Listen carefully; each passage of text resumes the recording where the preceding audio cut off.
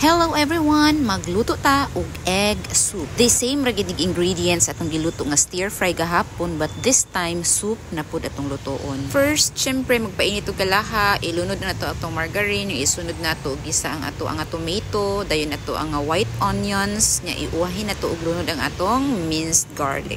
Mikos-mikos gamay, igo-igo mo gawas ang aroma. Sabuan na dayon nato siya, depende kung pila mo kabuok mangaon. Human-an na atong lundan og chicken nor cubes. Gitunga ko rato ang nor cubes kay ako ra man sa damukaon. Magbukal na gani ang tubig ug nalanay ng atong nor cubes, ato na dang isunod og lunod ang atong mga vegetables, ang carrots, ang petchay ug ang green chilies. Wisik-wisikan day nato gamayng asin ug black pepper. Ug mao na day ni ang best part. Kung partially cooked ng vegetables, ilunod na day nato ang atong beaten eggs.